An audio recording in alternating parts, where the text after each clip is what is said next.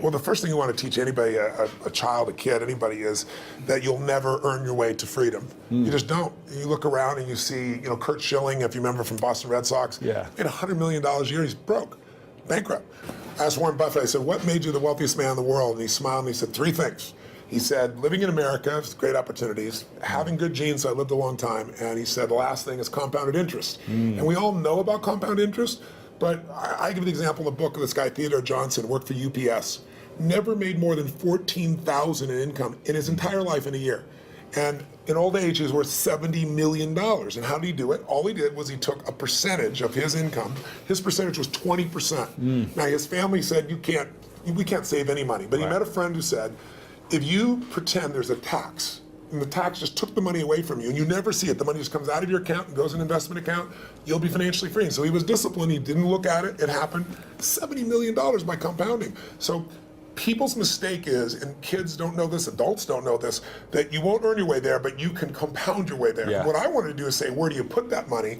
That's the trick, right? That's the secret. Well, the first trick is actually doing, almost nobody does. Right. The second trick is you really have to understand where you're going to get hurt, because the fees. The fees are just destroy people. You have a whole chapter about the fees. I was like, this is incredible. Isn't it wild? It's nuts. Like, you lose so much money just on the fees. Well, just so people have an understanding, 96% of all mutual funds never match the market. I mean, they never beat the market. So I was just on a morning show this morning, and Michael Bloomberg's, one of his guys that has some of his money. So this is the only industry I know of where people think they can be a doctor. They think they can be a financial planner. And I said to him, I said, well, look, the statistics, Warren Buffett taught me this. He said, Ray Dalio told me this. David Swenson, who took Yale from $1 billion to $24 billion in 2 decades. These are people telling me this. Right. Nobody beats the market except a couple unicorns that nobody has access to. And I said, I didn't say you're not one of them, but I said, here's the truth. 96% of mutual funds don't match the market. That means 4% succeed. Now, what are your chances of picking the right mutual fund? People don't know what they're doing. They put their money in a 401k. They pick a mutual fund not knowing what it is. If you play blackjack, and you and I play, and you get 2 face cards, and your inner idiot says, hit me, I want to get 1 chance in a million, I'm going to get an ace. You have an 8% chance of winning. If you try to get a mutual fund, you got the 4% chance of winning. So what I show people is, not only do you not get the result, thinking logically, if I hire someone else to do it, they'll do better than me, but in addition, you pay around 2,000% more than it's worth, meaning you get the same exact product, the same stocks. If you own the index, right? You own a piece of all of America's best companies, say the Vanguard 500 index, 500 top companies, that costs 0.17%, like less than 0.2% versus the average mutual fund is 3.17. So compounded over time. But first, just hear that. So you're just like, the average car sold in America is a Honda Civic. It's $20,000. You can get the Honda Civic for $20,000, or you can pay $350,000. That's the difference between 0.17 and 317. But if you look at it over a period of, like, how old are you? 31. 31, okay. So let's assume you and a couple buddies at 35 managed to put aside 100 grand, and you manage not to add any more money, but to grow it at 7% in spite of ups and downs in the market. And you're 65, how much money do you have? Well, if you paid 1% in fees, over those 30 years, your 100 grand became $574,000. Not bad for never adding another dime. Right. If you had 3% in fees, had the same growth, but 3% in fees, you now have $324,000. Almost half as much. $250,000, 77% less money. And you had the same return. It was just the fees. So the world, most people ask them, what are your fees? They have no clue. Right. So I've created a site where people can go, they can type it in, you find exactly what your fees are and what you should be paying. And it's highway robbery. Where in the world would you pay $2,000% more for the same exact product? You can only do it because the financial industry makes things so opaque, so convoluted, and people feel overwhelmed. And hard to understand. Very hard to understand. That's why I try to come in here and go, look, time to become the chess player, not the chess piece. Let me teach you so you understand what's going on. It's not that complex. They use all these big words, but when you know what's going on, you don't get screwed, and more importantly, you take advantage of the system instead of letting the system take advantage of you. Yeah, I like that. Now, you've coached some of the world's greatest athletes, former presidents, biggest CEOs. Who coaches you? I've had a lot of people asking me to ask you this question. Who mentors you? Who coaches you today? I have always looked for people that were playing the game at a different level than I am, and or knew the road ahead. I always tell people, anticipation is power. if you ever play a video game against a child, it's pretty disastrous, right? Maybe not for you. You're maybe a different generation. But for me, it's like, it's not the kid is faster and smarter. If they played this game before, like 8 million times, so they know the first shot's here, the second shot's here, the third shot there, and you're like reacting. So when you're reacting to things, you fail. So my mentors have been people over the year, different people. My earliest mentor was a man named Jim Rohn. He was a personal development speaker, just touched my life. Then I was involved in neurolinguistic programming, NLP, when I was, 21, 22, 23 years old. I became partners with a man named John Grinder, brilliant man, co-founder of that. But in my last couple decades, it's been people like Peter Guber, who owns the LA Dodgers and owns the Golden State Warriors NBA team, and he's just brilliant. He's got 52 Academy Award nominations, so he's a mentor for me. Paul Tudor Jones, I coach, but also I'm coached by him because we get to pitch and catch. And then, I've got some people in my life that, like Steve Wynn is a dear friend of mine, built most of Las Vegas. He's brilliant. And these guys are all 18 years my senior, so they know the road ahead. And I'm able to learn from them in advance and then kind of anticipate things. And that, to me, is incredibly valuable. Yeah, very cool. Now, I want to ask you how you personally handle a breakdown. Because I've been to your workshop, and incredible experience. Thank you. And you teach people how to overcome their fears and how to handle breakdowns, but how do you personally deal with it? And do you even have any breakdowns? Yeah, they sent me a list of questions you had just to kind of give me a peek, and that was one of the questions, and I was like, it's interesting. It's breakdowns, it's certainly not something I experience, but it's not because I'm so talented or so brilliant or so fearless. It's just, you're like an athlete. You're an athlete. Yeah. You're in shape, right? You're not going to have a reaction in your body like somebody who doesn't take care of themselves. Right. So, I don't believe in emotional intelligence. I think it's useful, but I'm more interested in emotional fitness, because intelligence is a capability. Fitness is a state of readiness. Interesting. If you are fit, you can take that demand right now and you can deal with it. You can deal with that physical stress, that emotional stress. Same thing's true with psychological fitness, emotional fitness, right? So I'm pretty fit, and part of that is not because I'm so smart. Part of it is that I've taught this for decades. I remember I had a woman who came to one of my seminars in her, early 80s probably, and she would run in this room, 10,000 people. I think it was, she went a couple of 10,000 person events, and she would get in this front row and fight her way through there. And she'd jump and go for it. And at one break, she came up to me, I was signing a book for her, and she says, she goes, Mr. Robbins, I've seen you at like 8 of these. She goes, I've seen you like when you're really, I know, I can hear your voice, you're hurting, or you haven't slept. And she goes, you always seem to be so up all the time. How come you're so up? And I said, well, part of it is I attend all these seminars. So I'm teaching it. So there's a fitness to that. But there's also, I've buried 3 fathers and 1 mother, and that affects your life. I've had a physician look me in the eye and say you have a tumor in your brain. Wow. And so I've had those moments that when you've had extreme stress and you push your way through it, you build psychological muscle. It's like it takes a lot to knock me off. In the early days, we didn't have $50,000 to keep the doors open. How do we do it? Then I had, graduated to $5 million. Then I graduated to a partner that mine who kind of didn't do things well, and I ended up owning $100 million because I had to take on his debts. $100 million. But when you do all that stuff, now my companies do $5 billion, a year. So you keep expanding what I would call really the circle of the threshold of your influence. Sure. Everybody has a threshold of control, and if you get beyond it, you kind of freak out. So it takes a little bit more. I can't. So you don't really have breakdowns. I don't have a breakdown. Do I get pissed off or get frustrated or tired? Yeah, but a breakdown, honestly, no. So how do you handle it if you get tired of something? I sleep when I can. Okay, cool. I mean, it's honestly, it's pretty simple. But when I've had challenging times, I have so many tools. Yeah. I pull them out. And most of it's just like you as an athlete. You don't just physically break down. Right. You take care of yourself. So you're constantly training that. I think most people don't train their mind and emotions. It's like I think the most powerful muscles to me are not physical. They're as strong as important as they are. It's like faith is a muscle, courage is a muscle, determination is a muscle, playfulness is a muscle. Passion unexpressed weakens. Faith untested gets smaller. Yeah. So I'm always, I call it deep practice. I'm always pushing myself to the edge, and pushing yourself to the edge makes you stronger. Yeah. In the book, I was really excited to hear you talk about, you say the secret to wealth is gratitude. Somewhere in the book it says that. And I think maybe it was someone else you were referencing. Yes, it came from Sir John Templeton. And every day I practice gratitude. When I wake up, and every night, I always try to say to my girlfriend or someone I'm talking to before I go to sleep, 3 things I'm most grateful for. That's great. Now, why? So I was pleased to see that. I was like, I'm on the right track if I'm living in gratitude. But why is that the secret to wealth? Well, Sir John Templeton is probably one of the greatest investors in history. People don't know his name. He started out with nothing. He wasn't Sir. He wasn't from another country. He came from the U.S. And he decided that he wanted to understand wealth, and so he saved $10,000, a huge amount of money in those days. And when Hitler invaded Poland, he developed a belief. And his belief was, you make your money in times of maximum pessimism. Like if you were around in 2008-9, you remember what it was like, right? Yeah. You could have bought, the Sands in Las Vegas, you could have bought their stock for $2.28. Today it's $67. Wow. It's a 3,000% return. Not bad. You could have bought Citibank for less than $1, right? So people in those times, he understood that, and so what he did was, and everybody thought the world was going to end, he took $10,000, he bought every stock on the New York Stock Exchange that was $1 or less, including companies everybody thought were going bankrupt. But when things are bad, people think it's going to be bad forever. When things are good, they think it's going to be good forever. And they're always wrong. Life's cyclical. So there's a season for everything. So once we got through World War II, and a few years later, guess what? Those same stocks made him a billionaire. So when I asked him, I said, what's the secret to wealth? His response really touched me. He goes, you know it, you teach it. I said, what's that? He said, gratitude.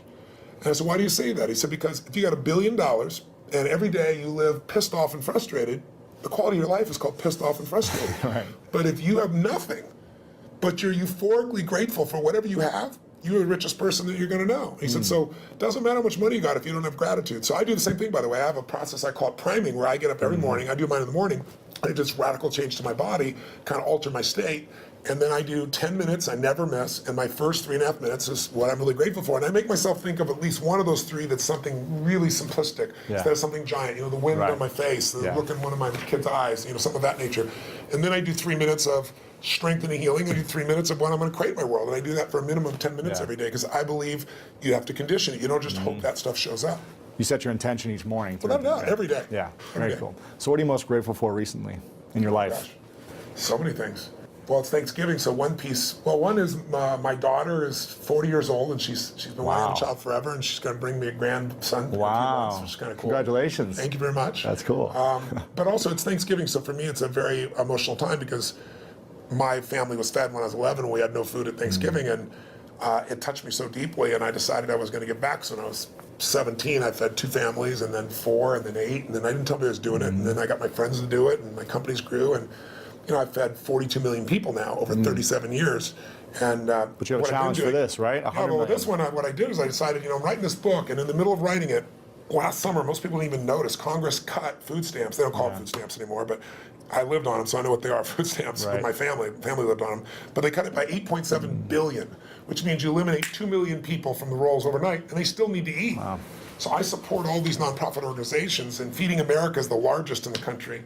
And so I thought, I want to call attention to this. So if I donated all the profits of this book in advance, how many people could I feed? Because I normally feed 2 million through my foundation, and I match it. So we feed 4 million a year. And they said you could feed 10 million people. I was like, wow. I mean, and then as the years gone by, I've gotten more and more inspired. And so now I'm going to feed 50 million people personally, not just from the book. I'm writing a larger check on top of it.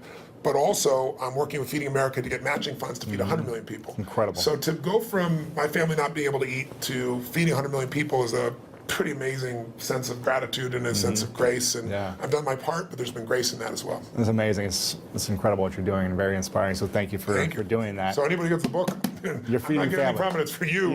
But it'll also feed on average 50 families every book. 100% is being 100%. donated. 100%. Not only 100%, more than that. Yes. That's amazing. Yeah. Now, I think I also read in the book, I don't know if you said this or someone else said this, but the key to living is giving. Yes.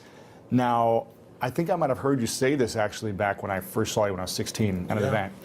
And I remember thinking, I don't have anything to give. I don't have any money. How am I supposed to invest my money? 10, 20% every month. And then how can I give on top of that?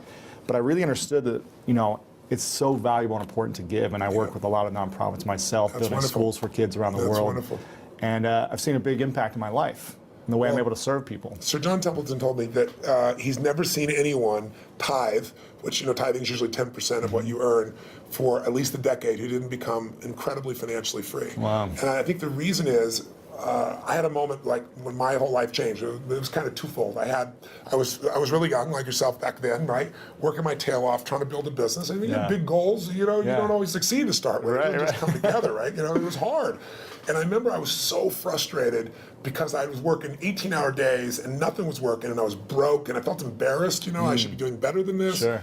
And so I was driving home from Orange County on the 57 freeway in San Gabriel Valley out near a place in Pomona, California. It probably doesn't matter anybody else, but I can remember it so vividly because it was almost midnight. And I was at this breaking point. And then I was like, why am I not, doing better? And then I just pulled over the road, and I used to keep these journals. I still have them, written journals. And I wrote in big lines, the secret to living is giving. And I started to cry. And I realized, I am so focused on what am I not getting. Receiving. I'm not focusing on what I'm giving. Yeah. So for 6 months, man, it turned me around. But then, something else to get in your body. It was in my head, it was in my heart, but it had to get in there to stay. And I started going through some really tough times, and I lost everything financially. And I was mad at everybody because I'd loaned a friend $1,000 and, I'd been doing well. And he didn't even return my phone call. Oh. And what changed me was I was down to, I don't know, $22, $23, something like that. I don't know, it was $24. Enough that I knew that I didn't have money for food for the next week, clearly. And I didn't have any prospects. And I was living in Venice in this 400 square foot bachelor apartment, feeling sorry for myself, getting pissed off. And I thought, you know what, I gotta eat. So I'm not gonna drive my car because I'm not gonna spend the gas. I'm not gonna pay for parking. Sure. I'm gonna go to an all-you-can-eat place and load up for the winter, right? So I can get more, like one meal a day. Right. And so there's a place called Marina del Rey, not far from Venice. And it's a beautiful community, and it's right on the water. And there's a place called El Chorrito. It's still there. It's a little restaurant. It had taco bar and all that kind of stuff. So I walked there for the 3 miles, and I go, okay, I'm going to go and load up. And I was all about myself and getting through this. And this woman walked through the door, actually a very attractive lady. That's probably why I caught my attention. And I'm waiting to see who her boyfriend is, and there's nobody up there. There's a little guy down here. It was obviously her son. And he's wearing this 3-piece suit, a little vest. He opens the door for her. He pulls out the chair for her. And it was just, he stared into his mother's eyes. I mean, it was just pierced into her eyes. I don't know what it was, but something about him was just so moving. He was such a sweet, caring, loving young man to his mother that moved me. So I paid for my meal. I don't know what was left, $17, $18. Put it back in my pocket, what was left.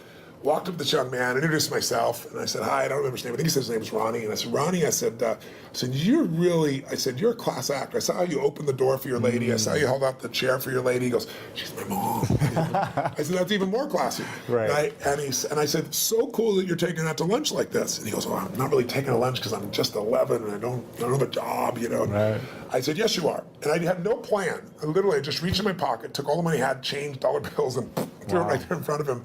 He looked at me like this. He goes, I can't take that. I said, sure you can. He said, well, why? I said, because I'm bigger than you are. Right? And he got this big grin on his face. His eyes got this big. And I just shook his hand. I didn't even look at his mom. And I just walked out the door. But the reason I tell you the story is I had no car. I had no money.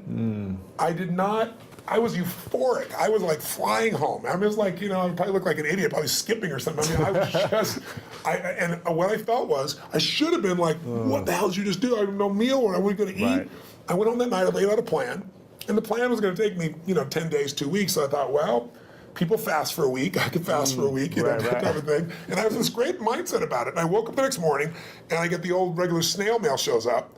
And it's this guy I've called a zillion times. He wouldn't return my call. I open it up. There's a check, $1,000 plus interest and an apology. Wow. So I'm sitting there, and I started to cry, honestly. And I was just like, why did this happen, And I don't know if it's true, but I decided that day this happened because I did the right thing. Because I didn't have a plan. It wasn't a strategy. I just felt this little soul beside me. I knew it was right, and I did it. And I didn't do it because I thought I could or I couldn't. I didn't even think about it. And that's the day I became a wealthy man, because I didn't have any money, but scarcity left my body. And I had plenty of ups and downs since that time in various times in my life, but I never went back to that, oh my God, how's it going to happen? Yeah. It's like breathing. Do you stop and say, God, is there going to be any air before you take a breath? You know it's going to be there. Right. You don't run your life by that aspect. And so that to me is what it's about, is showing people, if you won't give a dime out of $1, don't bullshit yourself. You'll never give $1 million out of 10 million or 10 million out of 100 million. It's just not going to happen. Right. But if you can do that now, you don't ever get beyond scarcity. You start behind it. You make a decision to get beyond it. So how does someone, when they're living in scarcity, they're living in fear, and it's like this emotional feeling. It's in your body, like you say, when you're like, I can't even pay for my meal. How am I going to start giving?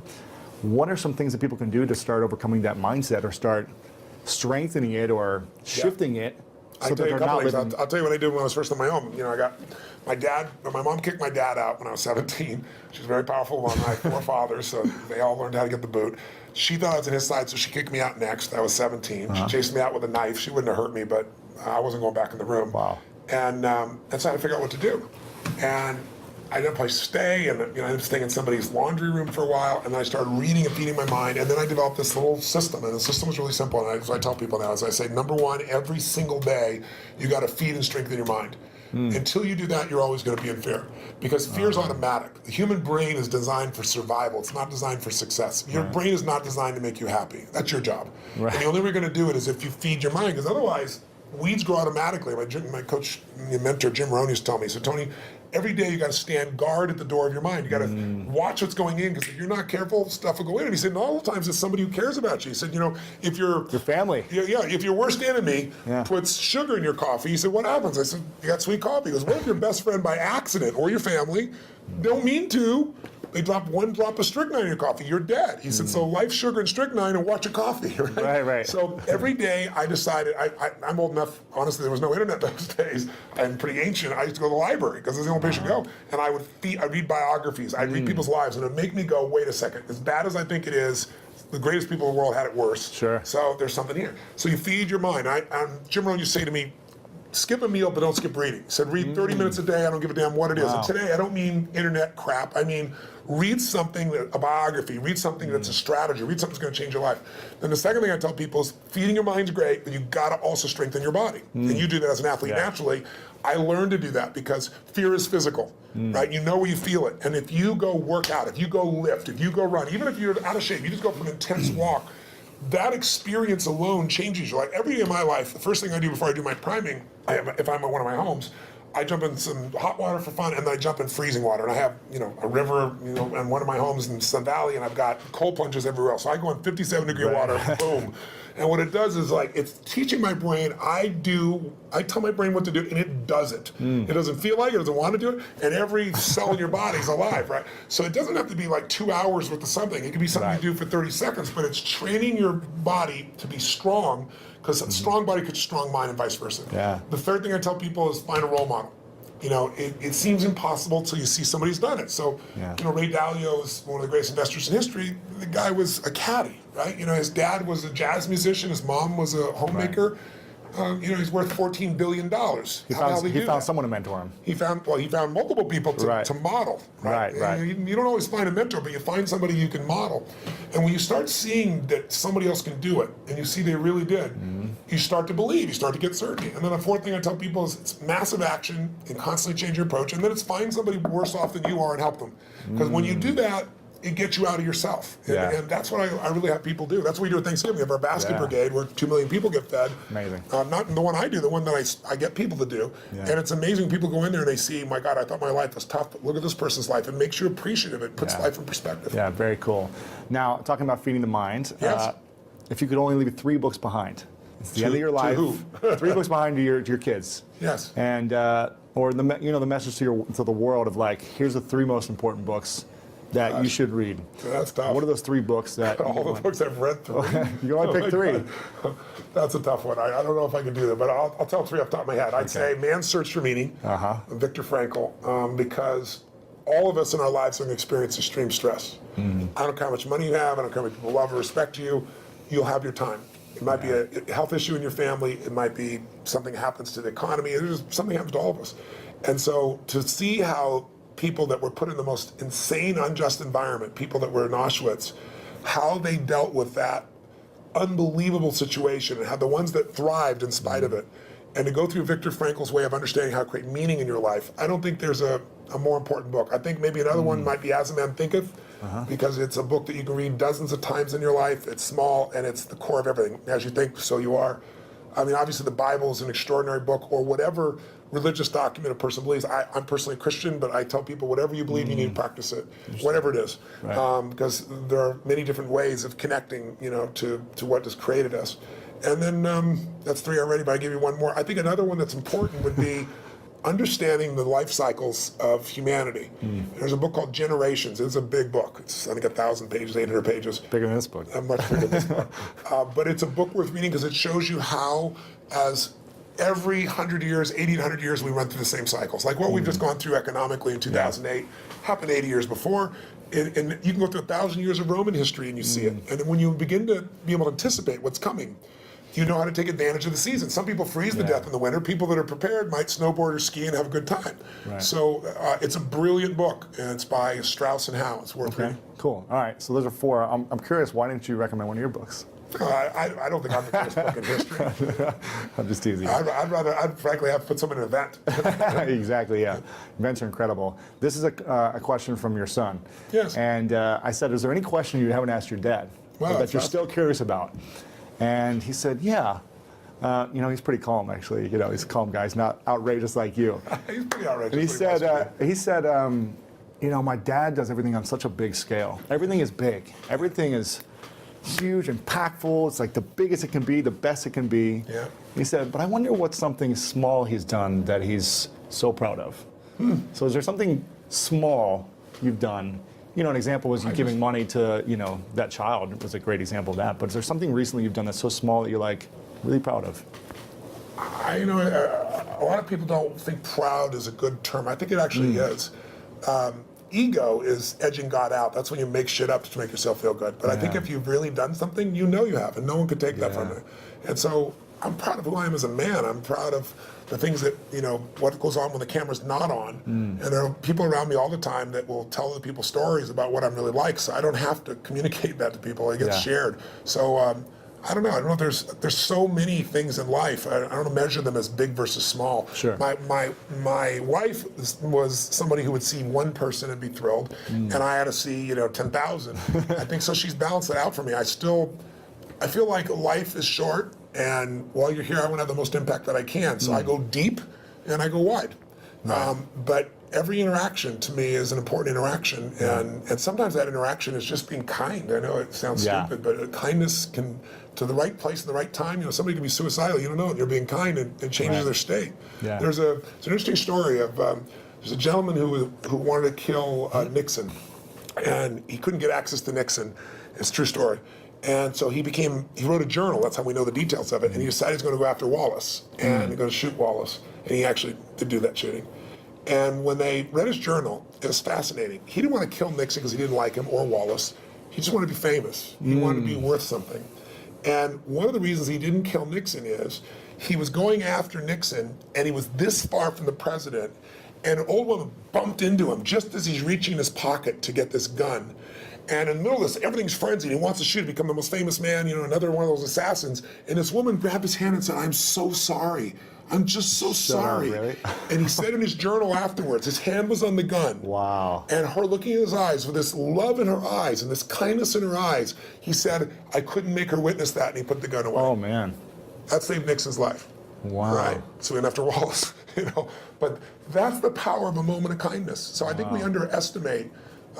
Somebody came and fed my family when I was 11 years old, Obviously, the person must not be alive still because I've told the story these last 20 years. And they haven't reached out to me. Yeah. But, imagine what the impact of that was by that one little act of kindness. Crazy. Yeah, amazing.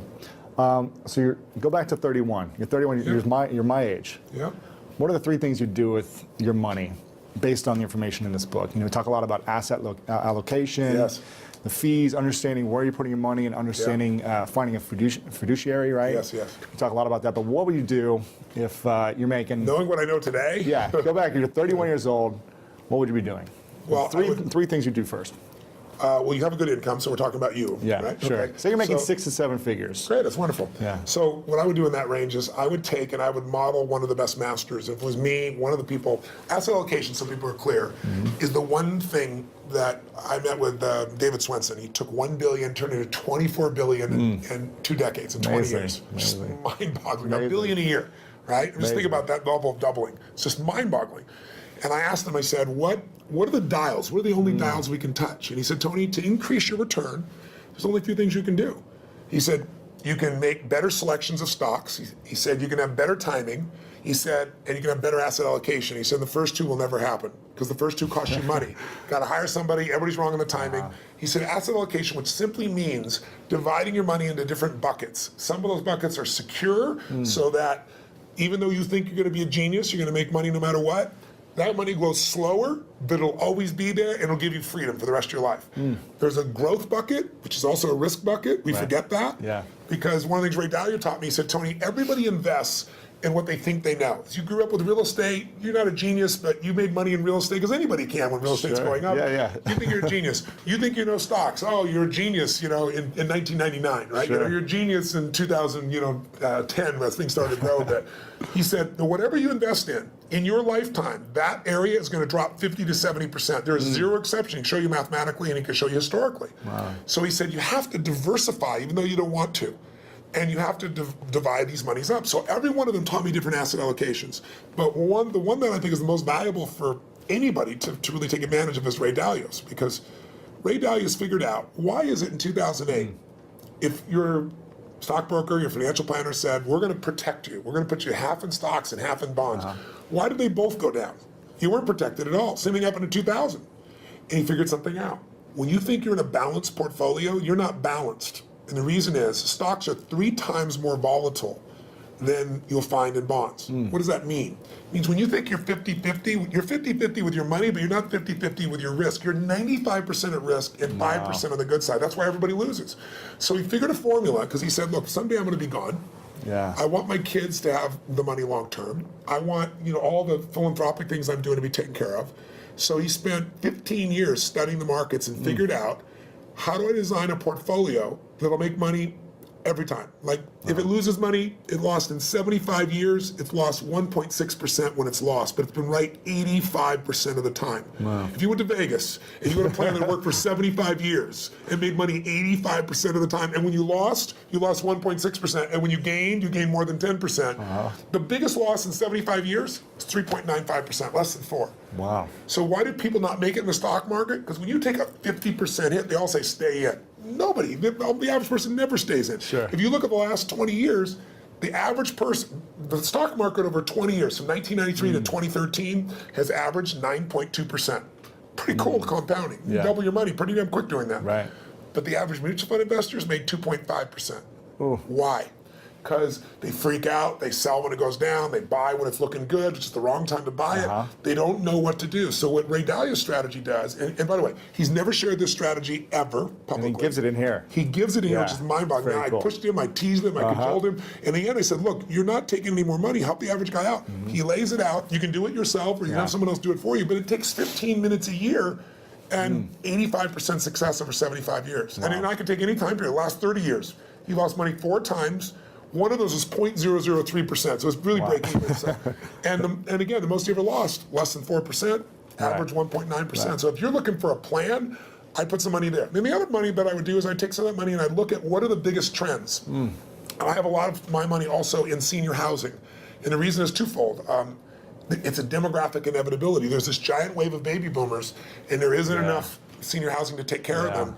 And I like it. I like to create a quality place for someone to be able to be lived and taken care of and so forth. But there's huge income from it, and there's the growth in the asset itself. Sure. So I'd be looking at what are the big trends, but I would make sure I locked down a segment of my money that I took a percentage of my income no matter what, and I made it really big, and I made it so I'd never have to work again. And that's where I am now. I don't have to work. And what's ironic is, when you interview people that make at least $750,000 a year, right, just under $1 million, 80% of them say they'll never retire. When you interview people that make a very little amount of money, they all talk about wanting to retire. Right. And the people that do retire say they'll retire after 75. Like, Steve Wynn, my buddy, he's 72. Warren Buffett's 84 now. Still working. I met with Jack Bogle, who created Vanguard.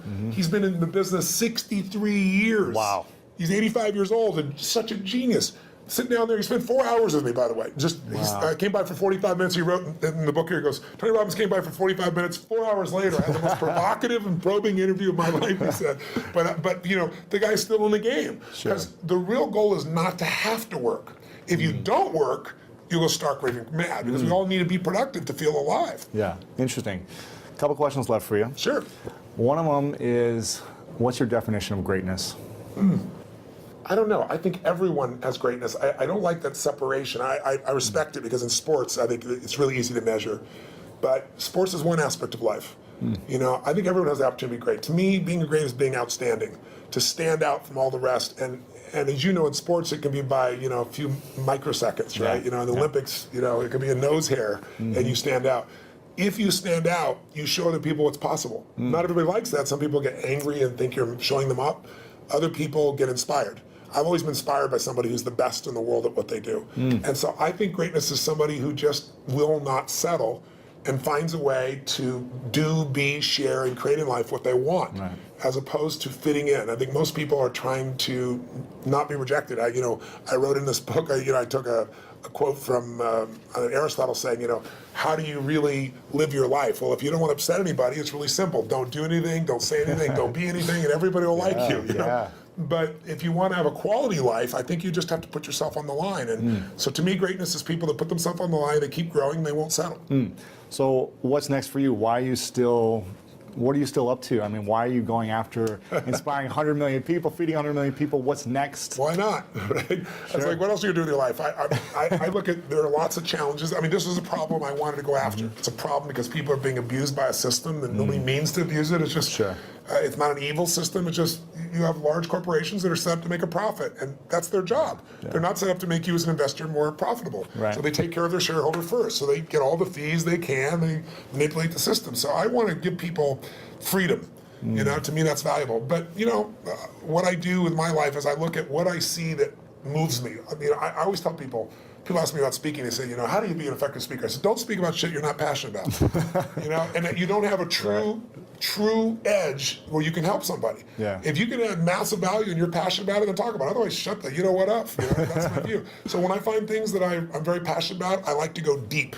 I think we live in a Facebook world, a Twitter world, a tweeting world, texting world, where people are, by technology, not realizing they're becoming more and more shallow. I mean, there's people ending relationships by texting now. It's like, just, are you kidding me? They go, why is that person upset? I can't understand. Did you see this? I texted you. And I look at them going, are you kidding? But technology is making us think that our Facebook friends are our friends. I mean, give me a break.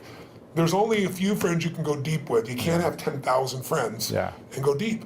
And I think a lot of people are dissatisfied because technology is making us go faster and faster. So I look for things to go deep in. And I think in our lives, there's a few areas that matter. Your body, your emotions, your spirit, your relationships, your economics, your business. Those half dozen or so areas I like going deep in, and I'm going to keep doing it. Sure. Chad Moretta asked me he said, all the interviews you've done lately for promoting this book, they've been very intellectual. And he said, I'd love to see you get him in his physical state and show your move. So in a second, I want to see if you'd be open to doing a thumb wrestling and getting into state so we can show people how you do this. If you're open to it. If you're open to it. In a second. Getting in state that's not what it's about. Go ahead. I would love to see how you get into it, right before you go on stage or whatever. I don't go to state to thumb wrestle. Trust me. Arm wrestle? No. But before we do that, if you're open to it, I just want to acknowledge you, Tony.